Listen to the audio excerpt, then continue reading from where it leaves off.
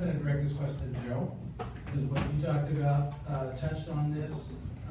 To me, there's some current issue that is front and center, I think, in the enemy's crosshairs, and that's redistricting coming up, and how that's built into this current HR1 bill that's being fought right now.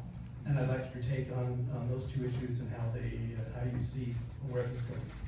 Thank you. Yeah, so the redistricting and HR1 are all part of the Democrats' strategy of essentially running the 2020 playbook at the state level with the control of the federal government. So I'm sure everyone's been following along the news that this Congress, this National Congress right now just passed HR1, which eliminates any requirement for voter ID. The House The House passed it, right. It's supposed to go to the Senate, so it's not law yet. There's some hope, but unfortunately, yeah, it's completely unconstitutional. So It's the second time they passed it.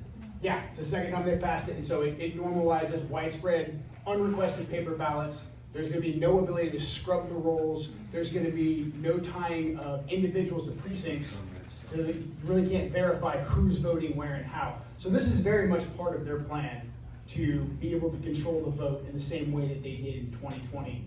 So first thing when I go to Congress, I want to push for, and this is unpopular, and I'll probably be deplatformed immediately for it, is we need to fully adjudicate the election of 2020. Oh, yeah. If we don't have, and I'll tell you why, and that's not just, yes, that is very much about what happened with our votes and what happened with President Trump, but this is also about the social contract that we have with our government.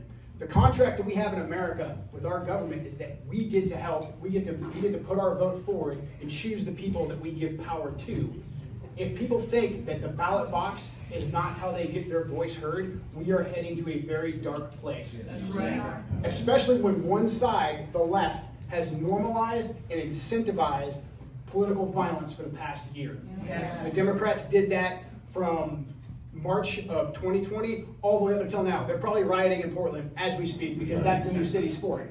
But they politicize violence, and so we can't be surprised when one side that's been highly disenfranchised turns to violence. So election integrity and secure voting has to be our #1 priority, and we cannot let the left bully us out of talking about it. Yeah. So to answer your question, I would fight tooth and nail to make sure that we push back on HR1 and secure our votes. We need voter ID. We need people assigned to individual precincts. We need paper ballots, get the machines out of it, make it a national holiday.